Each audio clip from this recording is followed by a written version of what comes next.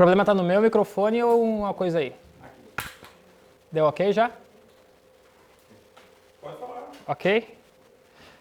Bom, é meu prazer convidar o nosso coordenador de filosofia do Instituto, nosso professor da pós-graduação, o doutor em filosofia, e para essa sessão que no ano passado teve a maior nota entre todas as sessões do Summer School, foi essa sessão do professor Alberto Oliva. Então, por favor, recebam com uma salva de aplausos para falar sobre conhecimento e liberdade, então um pouco de epistemologia, o doutor Alberto Oliva.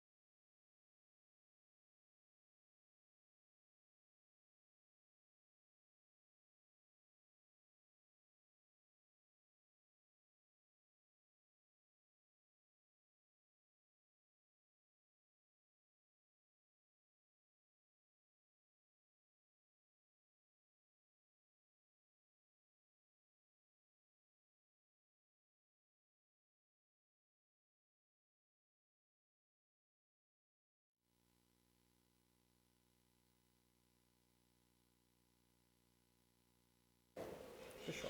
Pode ficar no bolso. E agora? Me ouvem bem? Direitinho? Isso que é bom. Então, quero dizer de início da minha grande satisfação de estar aqui pelo segundo ano, né? Tivemos uma interação muito fértil no ano passado, eu tenho certeza que ela se repetirá este ano. E, a colega que me antecedeu, Mariana, ela chamou atenção para alguns aspectos importantes, né, da chamada teoria do conhecimento ou epistemologia. Nós podemos usar os dois termos de forma equivalente, sem nenhum problema. E antes de eu começar propriamente a minha exposição, eu gostaria de mostrar a vocês duas passagens, uma do Menger, bastante citado na apresentação anterior, que diz o seguinte: a orientação empírico-realista da pesquisa teórica nos oferece em todos os domínios do mundo dos fenômenos resultados formalmente imperfeitos, por mais importantes e valiosos que possam ser para o conhecimento humano e a vida prática. São teorias que nos dão apenas uma compreensão deficiente dos fenômenos, apenas uma previsão incerta deles, e não um controle seguro deles. Eu estou abrindo a nossa apresentação com essa passagem do Menger, porque ela vai dar, de alguma maneira, uma sustentação para tudo aquilo que a gente vai desenvolver posteriormente, que é a ideia de que essa pretensão de se chegar a uma forma definitiva de conhecimento não se sustenta, não procede, e ela está na origem, inclusive, de muitos problemas sérios que a gente enfrenta no Brasil e alhures no campo da política e da economia. Tem uma outra passagem do Mises que vai nessa mesma direção, diz o seguinte: é óbvio que nossa teoria econômica não é perfeita, diz o Mises.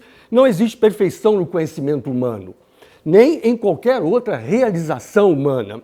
A onisciência é negada ao homem. Dizer, a teoria mais elaborada, que parece satisfazer completamente nossa sede de conhecimento, pode um dia ser alterada ou suplantada por uma nova teoria. A ciência não nos proporciona certeza absoluta e final. Só nos dá garantia nos limites de nossas habilidades mentais e do estado predominante do pensamento científico, né?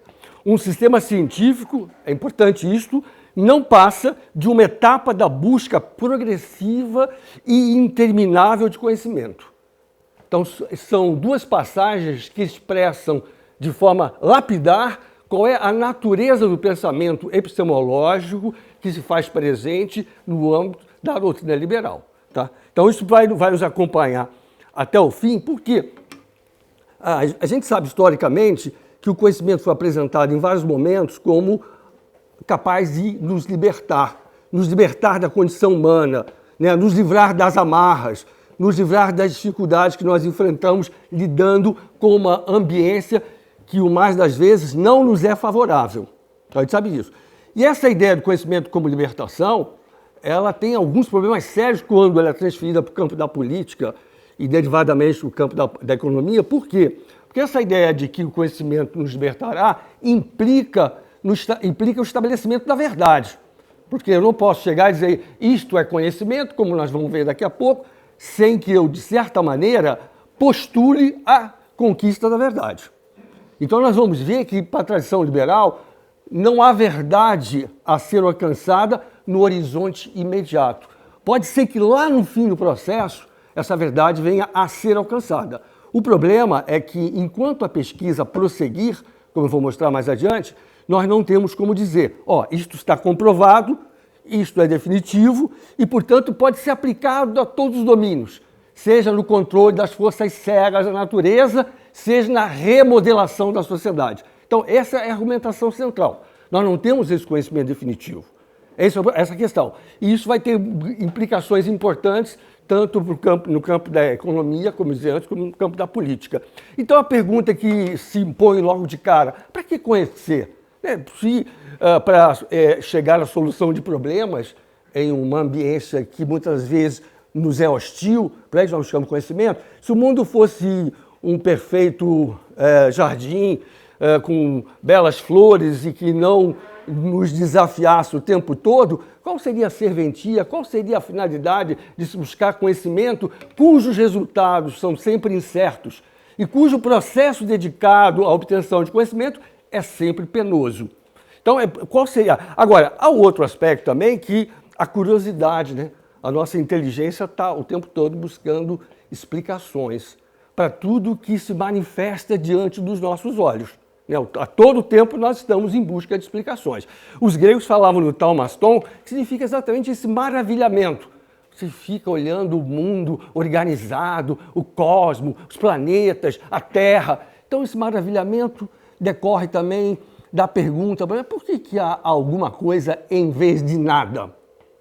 E isso que há apresenta essa organização, essa ordem que provém de onde? De um criador, do acaso, de quê? Então tudo isso serve para exatamente também desafiar a inteligência humana e criar essa situação que os grandes filósofos sempre destacaram, que é o maravilhamento, a admiração. E a outra questão que se coloca para nós é isso, o que é isso que há? Isso vale para todo tipo de fenômeno. Pode-se compreender isso que há, explicar, controlá-lo, e essa questão, por exemplo, do controle, a gente pode ver isso agora de forma clara, essa ideia de como controlar a natureza é uma ideia moderna. No mundo antigo, a concepção de conhecimento é de vida teórica, vida contemplativa, enquanto que na modernidade, no século XVII, na filosofia britânica, surge a ideia que é de estabelecer que a gente só mostra que uma teoria é efetivamente conhecimento quando ela permite também o controle dos fenômenos explicados. Quer dizer, além de explicar, você tem que mostrar que essa teoria tem a capacidade, tem o poder de prever os fenômenos e até de alterá-los, controlá-los, etc, etc. Então, é no novo órgão que surge essa ideia de que saber é poder. 1620, século XVII. Até então, conhecimento é a busca das essências, eu posso fazer isso de forma contemplativa, eu não tenho que buscar um tipo de conhecimento que me permita alterar o curso dos fatos, alterar a maneira dos fenômenos se manifestarem. Então, um aspecto importante também é que o conhecimento, tal qual nós o entendemos hoje, é um produto tardio na história da humanidade. A filosofia, a gente fala, a filosofia tem tantos séculos, mas se a gente olhar bem, ela, como eu digo aí, ela foi criada, inventada 1 hora atrás. E a ciência, a ciência também moderna, mais cedo ainda, mais perto de nós ainda. Quer dizer, nossos antepassados mais distantes, eles fizeram tanta coisa, tanto, sem dispor do conhecimento tal qual nós hoje o entendemos. Quer dizer, você pode pensar que muitos defenderam o homem como um toolmaker habilidoso, um produtor, um criador, um elaborador de instrumentos, mas ele, a partir de determinado momento, passa a se reconhecer também como o homem que conhece, o homo cognoscens, né? Agora vamos à questão fundamental. Todos nós falamos o tempo todo, diariamente, fulano conhece, fulano sabe, fulano não sabe. Afinal, com que conceito de conhecimento nós estamos trabalhando, né? Porque essa palavra é empregada nos mais diferentes contextos, muitas vezes com as mais diferentes acepções, né? Então, temos que fazer essa distinção. Existe um conhecimento que se chama conhecimento por aptidão, que é o know-how, como a gente chama em língua inglesa, que é esse, se Almir toca violão, ele pode nunca ter estudado violão, e mesmo que tivesse estudado, ele não teria o conhecimento que é aquele que é buscado pela ciência e pela filosofia. O conhecimento por contato é aquele que diz, eu conheço o Sena. Quando você diz, eu conheço o Sena, quer dizer que eu estive lá, né? Eu conheço de alguma maneira a cidade, houve um contato, desenvolvi uma familiaridade com a cidade, é isso que quer dizer. O que nos interessa mesmo é o conhecimento chamado proposicional, né? Então você diz assim, a órbita dos planetas é elíptica. Bom, assim, por que ele é assim chamado de conhecimento proposicional? Porque ele é veiculado por meio de proposições ou sentenças. Tá certo? Então, essa é a diferença fundamental. E esse é o tipo de conhecimento, como eu disse antes, perseguido pela filosofia e pelas várias ciências. Então, qual é a concepção de conhecimento, afinal? Se nós estamos dizendo que o conhecimento verdadeiramente interessante é o conhecimento proposicional, a questão é como defini-lo? Como definir? Então, essa definição vem desde Platão e é amplamente aceita. Ela é discutida em todos os livros importantes de teoria do conhecimento ou de epistemologia. Essa definição apresenta o conhecimento como crença verdadeira justificada. Existe conhecimento falso? Se a pessoa, alguém chegar e dizer para você assim, não, olha aqui, quero passar aqui uma forma importante de conhecimento, você não pode viver sem ele, pena que seja falso. Você vai estranhar, isso aí é um oxímoron, né? Você vai dizer, isso é uma coisa que não tem nem como ser proposta dessa maneira, né? Então isso não existe. Por isso, agora, a verdade, atenção, é isso que é fundamental, ela não basta, ela não é suficiente, como nós vamos ver no próximo slide. Por quê? Porque você pode fazer afirmações verdadeiras por premonição, por intuição, por palpite, por chute.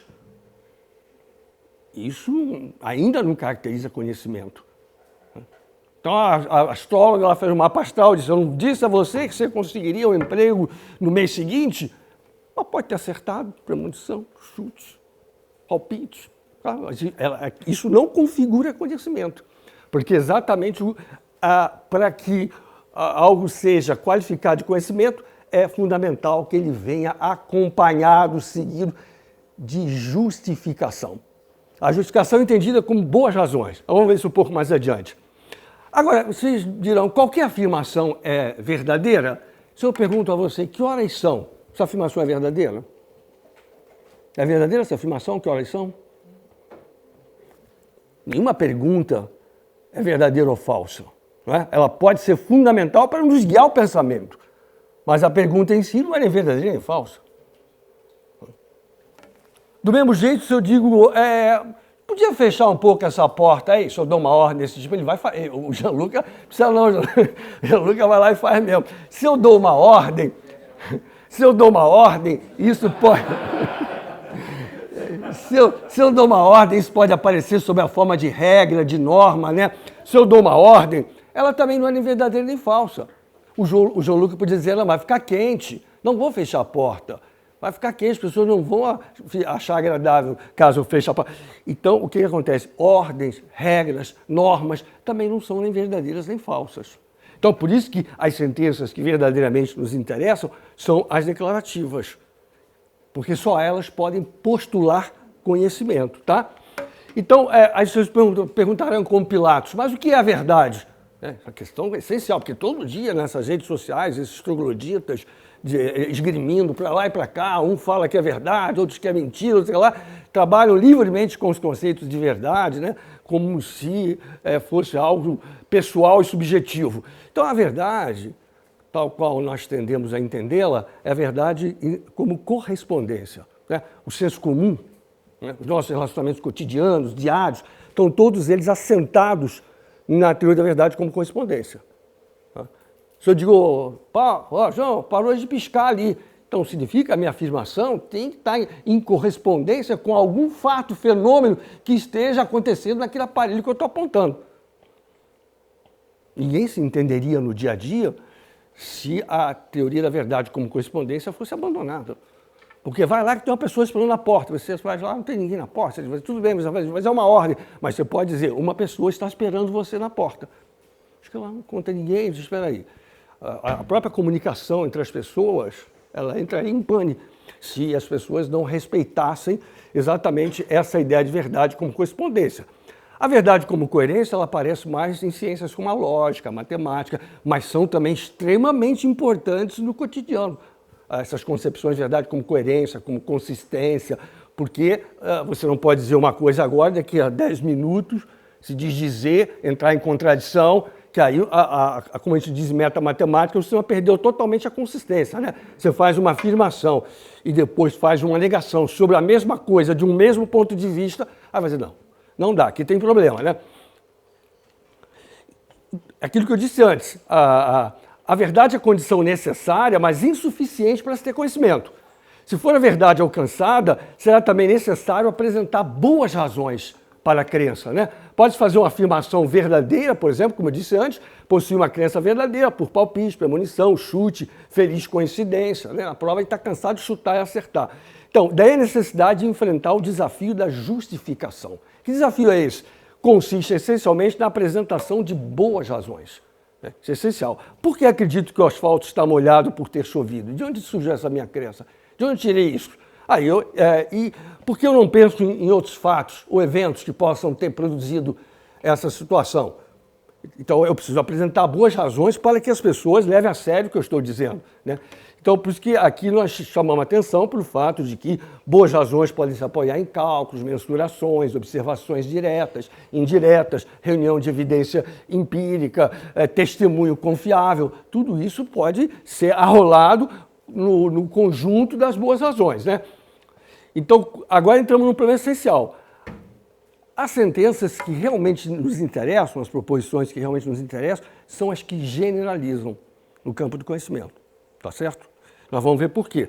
A teoria da relatividade, por exemplo, ela postula a verdade da hipótese universal. Aí diz, né, nenhum ente físico se desloca no espaço a uma velocidade superior à da luz. Isso é universal, isso é irrestrito.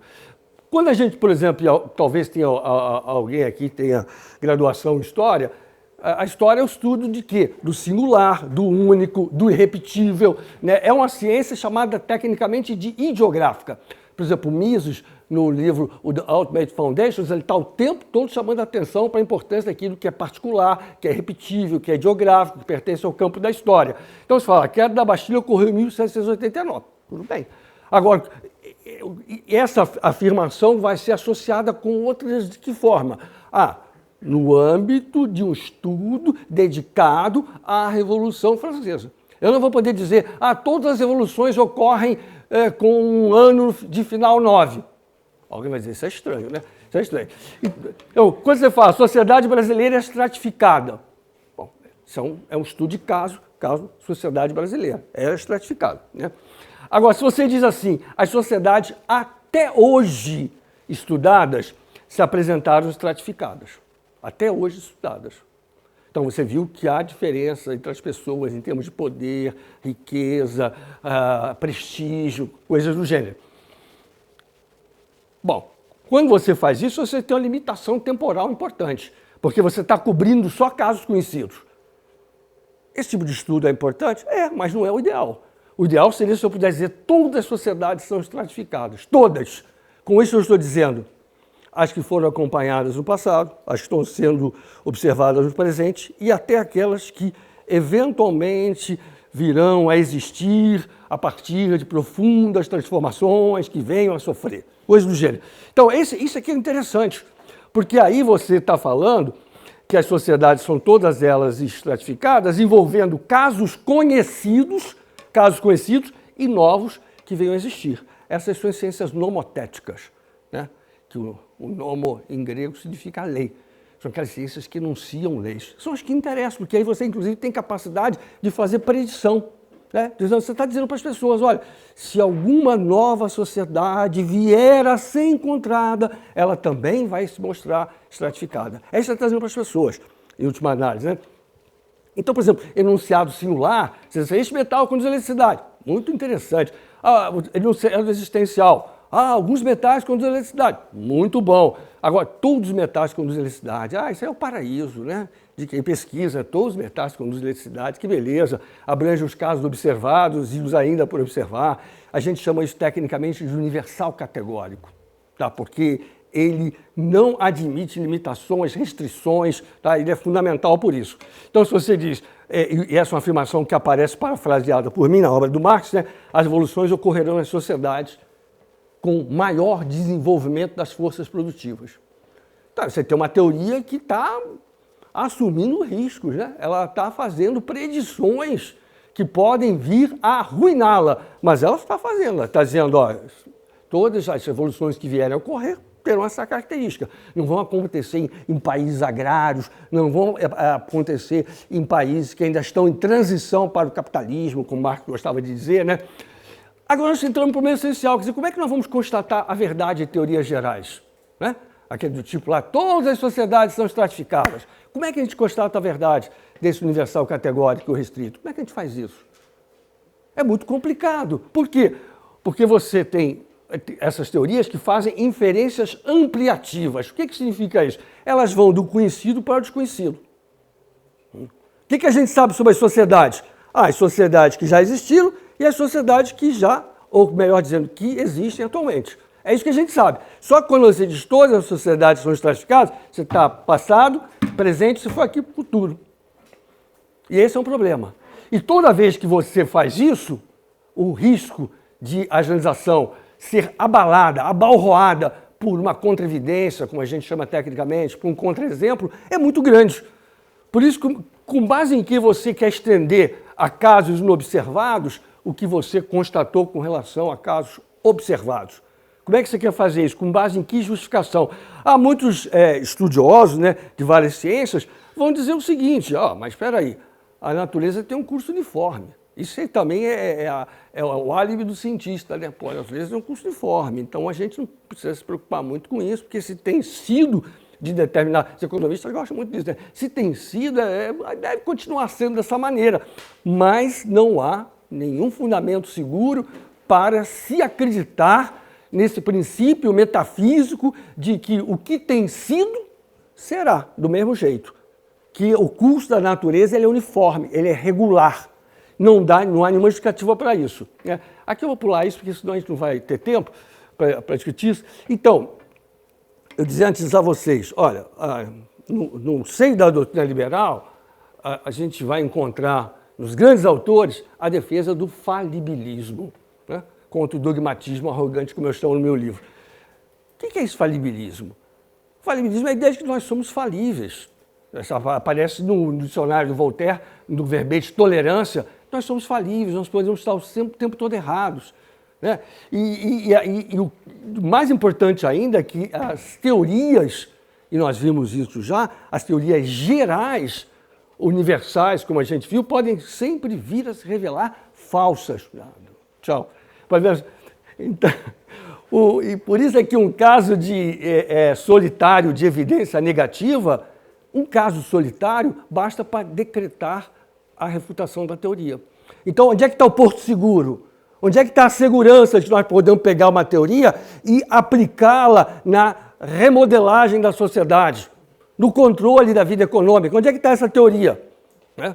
Quer dizer, é um ponto que eu vou destacar mais adiante. Você encontra no Marx uma separação de essência e aparência. Ele vai dizer que a teoria dele desvenda a essência da realidade e a teoria dos bastiais, como ele diz no Capital de John Stuart Mill e tantos outros, ficam presas à casca dos fenômenos. Né? E mais que isso, são teorias ideologicamente impregnadas que se colocam a serviço da dominação burguesa. Por quê? Porque ele acha que a teoria dele é a expressão da verdade. Então, o pressuposto é o da conquista da verdade. Se eu sei como é que a sociedade funciona, e funciona mal, e eu sei por quê, e eu sei além do mais que a sociedade é iníqua, ela é injusta, e eu sei por quê, o que nós estamos esperando? Ele tem o pé na porta. Essa é a ideia, que até hoje está aí, né? Então, é importante que a gente tenha isso aqui. O acúmulo de evidência positiva, por exemplo, nunca é suficiente. Você vai vendo um cisne branco, outro cisne branco, outro cisne branco, outro cisne branco. Aí, de repente, você se empolga. Os cisnes são brancos.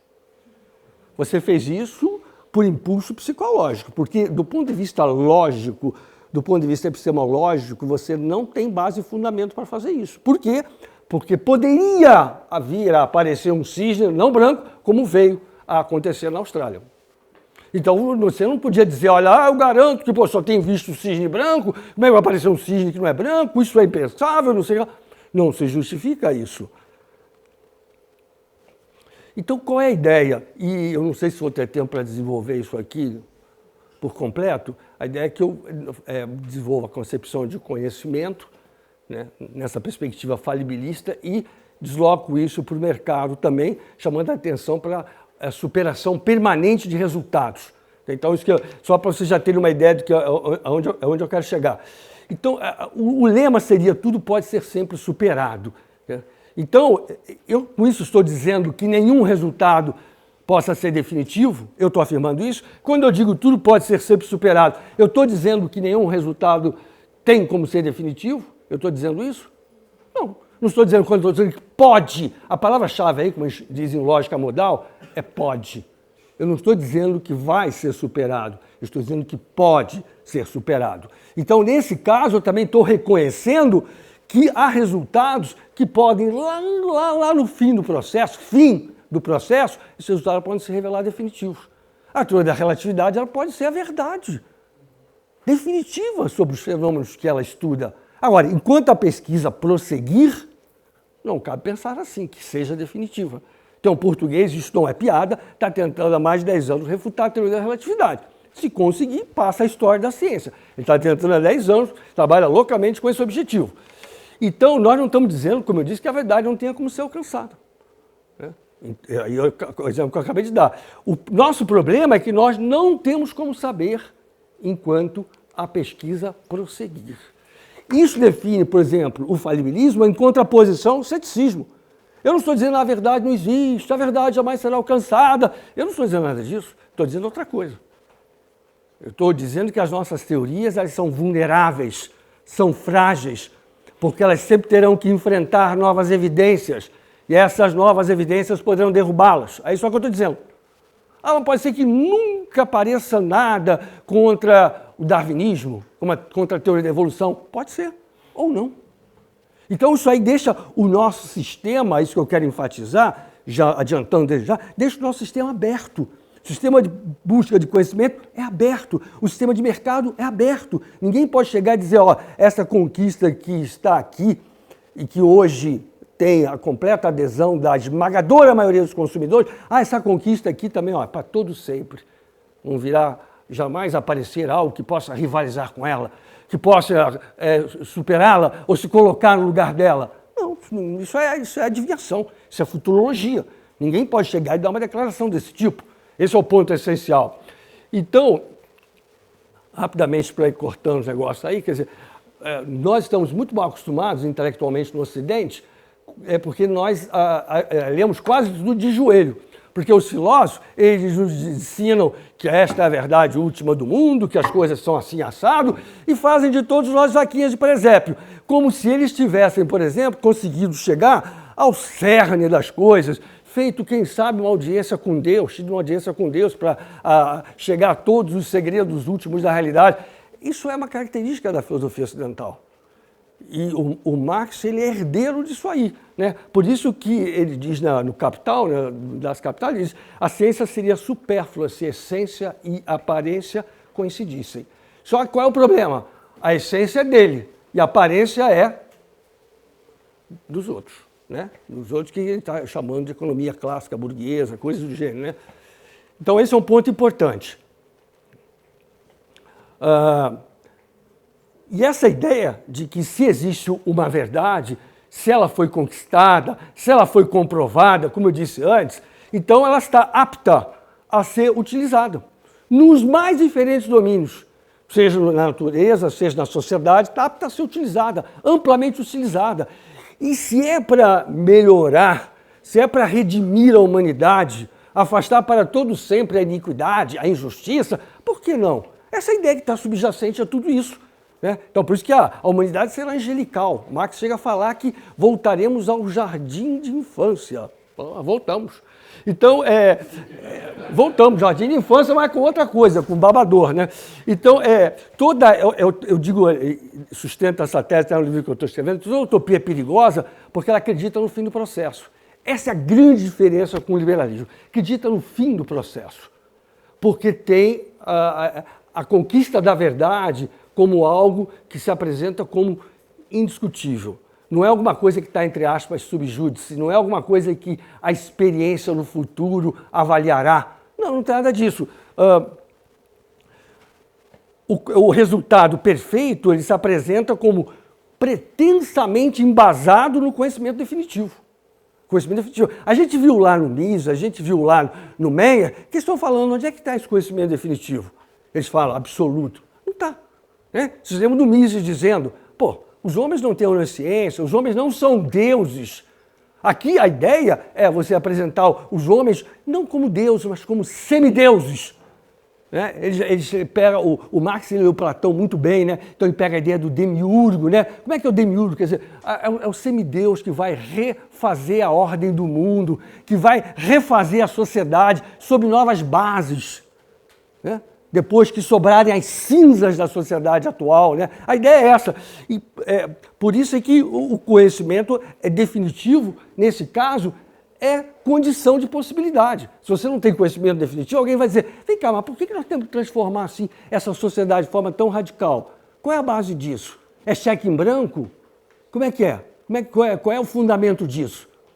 Então, o pressuposto é que esse conhecimento foi alcançado. Do contrário, a gente vai poder questionar.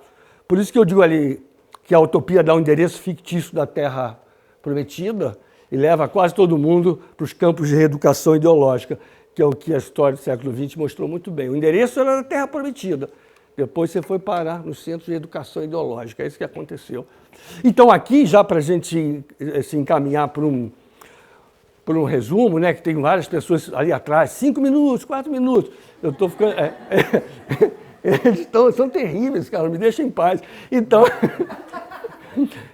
a questão aqui fundamental para nós é a seguinte, a tese que eu depois defendo mais demoradamente, mais detalhadamente, é a seguinte, que teorias científicas e produtos, como eu disse antes, podem ser definitivos. Eu não sou futurólogo para saber se é, se não é, se vai ficar, se vai morrer. Né? Como uma vez um filósofo italiano perguntou o que está vivo e o que está morto. E eles perguntavam aí sobre outras filosofias também na sociedade. Você pode ser, por que está vivo e o que está morto? A resposta é só o tempo dirá.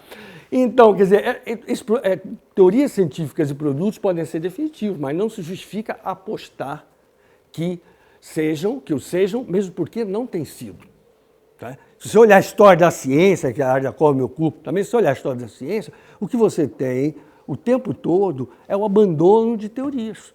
Ou porque apareceu uma evidência contra, ou porque apareceu uma teoria melhor. É essa a tônica da história da ciência. Tanto é assim que tem gente hoje na discussão sobre a ciência dizendo se todas as teorias no passado fracassaram, é óbvio que essas também fracassaram. Isso aí é um exagero que não se justifica. É óbvio não, tem nada de óbvio. Voltamos ao meu problema anterior, que a gente pode dizer o seguinte, de todas as teorias do passado fracassaram, pode ser que as atuais também venham a falhar. É a única coisa que a gente pode dizer. Né? O filósofo francês Montaigne, ele dizia uma coisa muito interessante, é um grande pensador, os ensaios dele são ótimos. Ele dizia, poxa, durante tanto tempo a humanidade acreditou na teoria geocêntrica, né, do Ptolomeu, acreditou piamente. As evidências estavam longe de ser ruins, né? Até hoje, se perguntar se a Terra se move, eu digo, eu acho que não. Pessoa física, pelo amor de Deus, eu não estou vendo nada se mover. Então, as evidências eram boas para a teoria geocêntrica, evidentemente. As evidências eram boas. Aí o Montaigne disse, todo mundo acreditou nisso piamente, sem nenhum questionamento, sem nenhuma atitude crítica. O Montaigne diz, será que a gente não continua acreditando em bobagem? Pergunta dele procede, e muito, né? Essa expressão aqui, e a Marina citou o Schumpeter na apresentação anterior, o vento perene da destruição criativa, a expressão do Schumpeter, a meu juízo atinge tanto o conhecimento quanto o mercado. Tá? e explicações mercadológicas submetidas a permanentes processos de busca de superação de resultados. Existe até uma coisa que a gente chama de obsolescência programada. Você senta no resultado e diz assim, isso aqui tá bom, tá vendendo, tá uma maravilha, não vou nem mexer. Se aparecer alguém aí que tem de fazer uma coisa melhor, aí eu vou à luta, aí vou brigar, por enquanto está tudo bem. Quer dizer, então, não é bem essa a postura a ser assumida quando você está em um sistema aberto. Você, por exemplo, pega hoje, elabora um trabalho, seja científico, seja filosófico, se não estiver bem elaborado, porque você mesmo não fez a crítica adequada, o que vai acontecer é que alguém vai descascar o seu trabalho, porque tem que passar por tantos crivos. Mesma coisa no mercado é o quê? É o consumidor. Se a gente olhar bem, quer dizer, qual é um dos argumentos fundamentais da ação humana do Mises? Quer dizer, o capítulo lá, a soberania do consumidor. Tá? A gente vai discutir isso quando tratar de coletivismo e individualismo. Quer dizer, você pode falar de classe operária e achar que a classe operária marcha sobre a terra para redimir a humanidade. Mas você não pode falar isso com o consumidor. O consumidor vai ser sempre alguém fazendo escolhas localizadas, contextualizadas, setoriais, específicas a cada um. Então, depois a gente vai ver isso também, né? A substituição de um produto por outro melhor, como eu digo aqui, tem semelhanças de família com a refutação de uma teoria. Né? A teoria ela foi abalroada, né, por uma evidência contrária, por um contra-exemplo, e ou ela será abandonada ou se colocará outra superior no lugar. A ideia é essa. Então, você tem, como deu exemplo antes, da substituição da teoria heliocêntrica, geocêntrica, heliocêntrica e por aí vai. Agora, a questão essencial é que não há volta ao passado nas chamadas ciências maduras, porque nelas, ocorrendo uma refutação, a história é irreversível. Se chegar para alguém e dizer, olha, sabe, meu amigo, eu sou estudioso da astronomia e tenho uma característica que me é peculiar, olha, eu gosto muito e sou defensor da teoria geocêntrica. Vai causar uma total perplexidade. Se um físico diz, olha, também defendo o flogista, um químico diz isso, olha, esse cara não é químico, esse cara não é físico, esse cara não é astrônomo. É o que vai ser, porque é um processo irreversível. Agora, na filosofia e nas ciências sociais e humanas, de modo geral, você tem sempre a volta ao passado. E o passado, na maioria das vezes, condena. Então, você sempre a volta ao passado, por quê? Porque você está sempre podendo invocar lá o Aristóteles, o Platão, e qualquer outro filósofo que já esteja distante de nós no tempo. Né? Por isso que o Whitehead, um grande lógico, ele disse uma vez, coitada da ciência que não esquece os seus fundadores.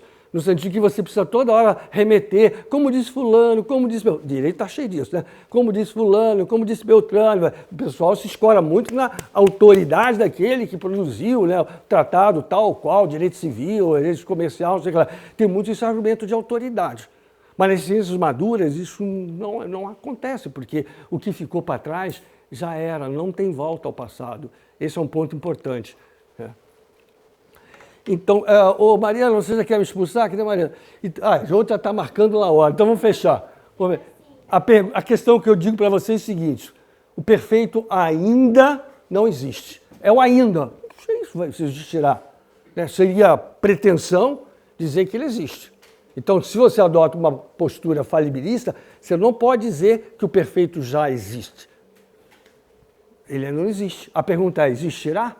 Muito provavelmente você terá uma contínua, permanente superação de resultados, fazendo com que essa expressão, por incrível que pareça, ela está no Manifesto Comunista do Marx e Engels, né? Aí você vai dizer que tudo que é sólido desmancha no ar.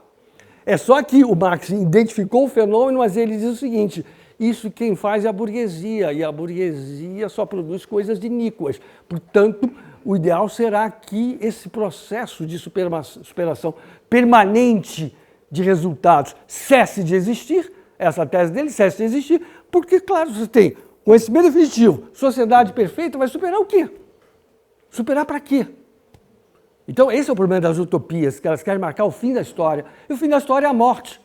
O ser humano, o que ele é? Ele é diferenciação, ele é movimento, é aquilo, né, de você, como diz o Mises, sair para um estado menor de satisfação, para outro maior. Isso é que nos impele, é isso que nos arrasta. Não é a ideia de que nós vamos chegar lá, aí no paraíso. Um dia me escreveram como era o paraíso, eu falei, prefiro o purgatório. Me escreveram como é que era o negócio, não acontecia nada lá.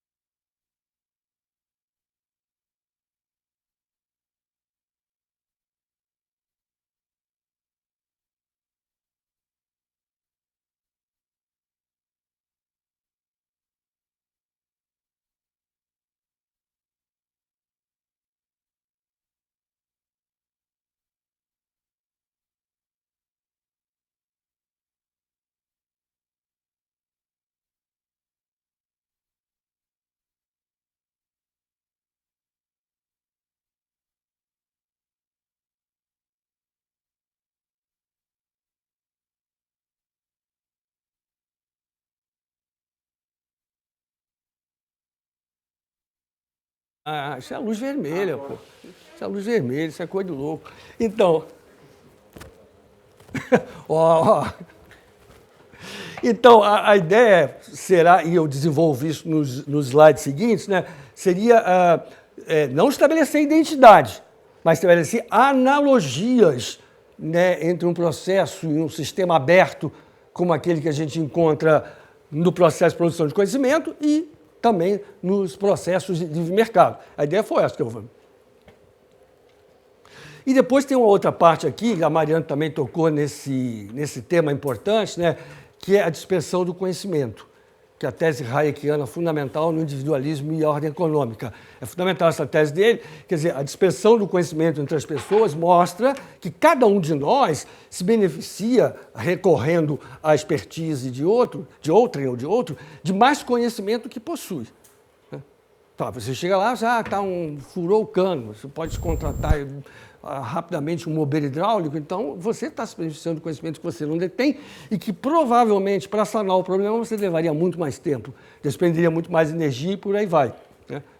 Então por isso é que eu também defendo aí que a gente normalmente faz uma defesa da liberdade calcada apenas na dimensão política e na dimensão econômica. É importantíssimo não negligenciar o fundamento epistemológico. Quer dizer, se todos nós fôssemos senhores absolutos das nossas ações, pudéssemos prever perfeitamente os resultados delas nos processos de interação, outro aspecto ressaltado pela Mariana também, nos processos de interação, a liberdade seria menos importante, nós temos que reconhecer isso. Não quer dizer que não se mantivesse, mas seria menos.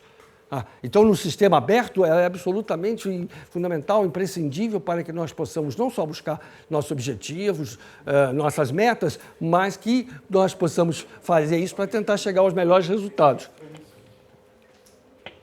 Chega, vou fechar então, né, Maria? Quer que eu feche? Então tá bom. E só para dizer o seguinte, a falibilidade e a dispersão evidenciam que não há como concentrar conhecimento, tá? Não há como concentrar conhecimento mesmo, a ponto de se justificarem os dirigismos, os intervencionismos que os governantes, travestidos de engenheiros sociais, ambicionam colocar em prática, né? Então, o que eu estou chamando aqui para fechar, isso é bom para te fechar, fica bonito. Então, aqui estamos nos colocando contra a sofocracia. O que é a sofocracia? Contra o governo dos sábios, com 4 aspas. Governo dos sábios, com 4 aspas, a sofocracia. Porque o poder concentrado, ele nunca é acompanhado da posse de saber correspondente, que legitime e justifique esse poder. Isso é fundamental. Então, o que a gente vê na ambição da tradição intervencionista? A gente vê o seguinte, quer dizer, se o poder vai ser concentrado por luminares, por pessoas que detêm um conhecimento especial. E essas pessoas vão concentrar um poder, mas elas têm uma concentração de saber correspondente. O que a gente está vendo é que não há nunca concentração de poder. Primeiro, porque toda e qualquer pretensão de conhecimento é falível. E, em segundo lugar, porque o conhecimento está disperso. Estando disperso, nenhuma autoridade, nenhum poder pode chegar e dizer: eu sei o que fazer, eu sei o que é bom, eu sei o que redime, eu sei o que nos faz melhor. Não há essa possibilidade. Portanto, a concentração de poder, ela é sempre destituída de base no saber. Esse é o meu fundamental. Porque o saber não tem como chegar a um estado em que ele se considere infalível. E, além do mais, há a dispersão. O burocrata que fica lá carimbando, fazendo aquelas bobageiras todas, ele pode saber de carimbo muito bem, mas ele não sabe milhares, milhões de outras coisas que os outros agentes sociais todos sabem muito bem e muito melhor que isso. Chega, é só isso, meu baião.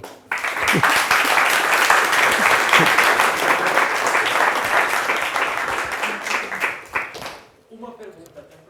Uma? Ah, é? Aí nisso eles querem falar, depois vão... Vai. O pessoal vai de janta, o pessoal fala que vai de janta. Ninguém está com fome mais não, depois desse coffee break. Porra. Bom, assim, eu sou longe de ser qualquer de epistemologia, mas sempre que eu leio a respeito, eu vejo a separação entre duas formas de raciocínio, que é o indutivo e o dedutivo, né? Que aí, por sua vez, se desdobram no conhecimento a priori e a posteriori. Isso. O que você, e no livro e na apresentação, parece que o foco maior é no conhecimento a posteriori, né? No raciocínio indutivo. E que realmente existem certas limitações quanto a esse conhecimento. Enquanto que no dedutivo, assim, você concordaria em dizer que com o raciocínio dedutivo você pode de fato alcançar a verdade absoluta, enquanto que no indutivo você está realmente limitado a nunca poder afirmar que existe uma verdade absoluta via raciocínio indutivo? Eu dediquei boa parte da minha vida à lógica e à lógica matemática, no meu primeiro livro, né? Então acontece que só há duas ciências formais, né? A lógica e a matemática. E elas também podem ser chamadas de ciências dedutivas, sintáticas ou formais. Qual é o grande problema? É que a lógica e a matemática, elas não fazem afirmações sobre o mundo, sobre a realidade, sobre a experiência. Então, elas não passam por nenhum desses crivos.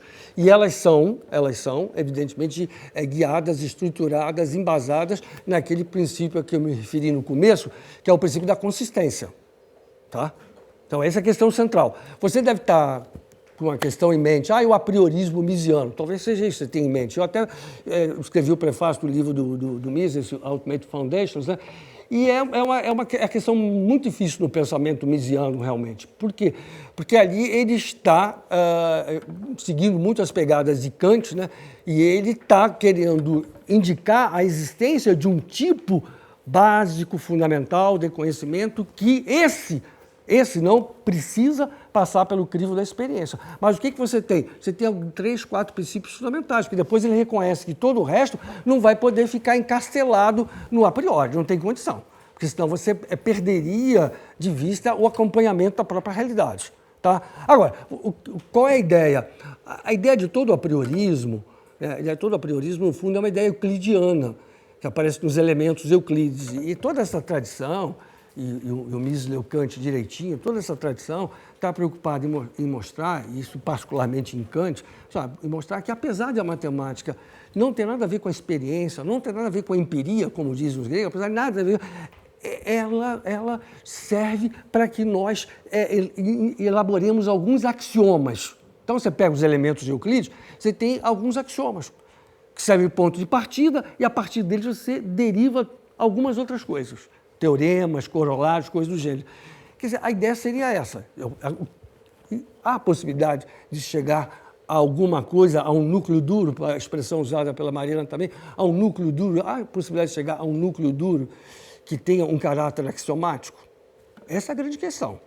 Mas seria apenas um núcleo duro. Você não pode fazer uma ciência econômica achando que tudo é a priori. Isso realmente é inviável, é inexequível. Agora, você pode chegar a dizer, não, eu tenho aqui esse conjunto de axiomas e eu parto deles e depois vejo de que forma eles podem ser aplicados como teoria geral a fatos empíricos específicos. É a única saída que você tem. Você não pode chegar e dizer, eu vou fazer, porque só há duas ciências que você pode, entre aspas, chamar de a priori. A priori no sentido kantiano, quer dizer, independente de toda a experiência. Só há duas ciências a priori. A matemática e a lógica, no sentido independente da experiência. Elas não precisam, elas não estão ancoradas na experiência. Você, quando tem, a resolução de uma equação, você não se reporta a nenhum fato. Quando você tem, na lógica matemática, os cálculos, as inferências, você não se reporta a nenhum fato. Mas são essas duas únicas ciências que não são empíricas. A lógica e a matemática. Por isso são chamadas de ciências formais. Só trabalham com forma, não com conteúdos. Essa é a questão.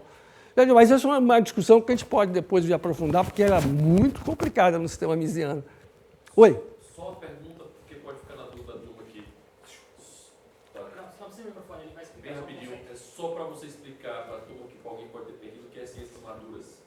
Isso, boa pergunta, me ajudou bastante, Marinho. Quer dizer, o que nós estamos chamando de ciência madura é muita parte. Oi? Só para a pessoa escutar qual foi a pergunta. A pergunta que o Marinho fez, com o intuito de tentar esclarecer mais uma expressão que eu coloquei antes, né? Ciências maduras, o que vem a ser isso? Né? Essa é a expressão usada pelo Thomas Kuhn, né? No livro famoso dele, As Estruturas e Evoluções Científicas. Ciências maduras são aquelas regidas por paradigma. Tá? Então você tem a física, a astronomia regidas por um paradigma, que significa que todos os pesquisadores operam, para falar didaticamente, com base naquele modelo. Eles só reconhecem determinados problemas e buscam soluções que são fornecidas por aquele modelo. Então, é uma pesquisa que você não vai encontrar, evidentemente, em sociologia, não vai encontrar em política, você não vai encontrar em antropologia, porque psicologia, porque essas ciências não são governadas por paradigmas. Você pode dizer, quando muito, tem a influência fundamental do Freud, tem a influência fundamental do Skinner, do behaviorista. Você vai falar em grandes influências, mas não tem paradigma. Porque se tivesse paradigma, Saraiva, todos os pesquisadores em psicologia estariam trabalhando só com aquele paradigma. Entendeu? Porque você vai fazer um curso de física, você não chega assim, mas como é que o mundo começou? O cara diz, você vai estudar filosofia, porra. Às vezes o cara procuram lá de física, assim, aqui é física, não é metafísica, não é filosofia. Se manda, o cara fala logo isso para vocês.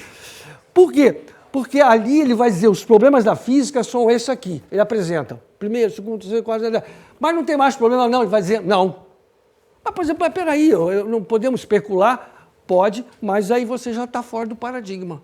E é o paradigma que vai ensinar você como é que você resolve problemas. E a pesquisa no mundo é mais ou menos feita dessa forma. Pouca ousadia, pouca inventividade, pouca criatividade, porque o cara fica operando com o modelo. Ele quer fazê-lo funcionar, gerar resultado. Entendeu? Eu dou muito curso lá na Fiocruz, em Manguinhos, no Rio de Janeiro, eu vejo os pesquisadores, médicos, eu fico provocando, eles falam, não, mas a gente já tem um modelo. Eu digo, eu sei que vocês têm um modelo. Eu digo, não acreditem muito nele, que vocês vão se ferrar, só isso. Eu sei que vocês têm um modelo. Porque eles falam, não, a gente já tem um modelo, já está tudo certinho. O problema é já ter um modelo, achar que está tudo certinho e que pode não dar zebra. Esse aqui é o grande problema, que zebra pode sempre dar. Porque, no fundo, o que a gente disse hoje? Que a zebra existe. É só essa a nossa mensagem.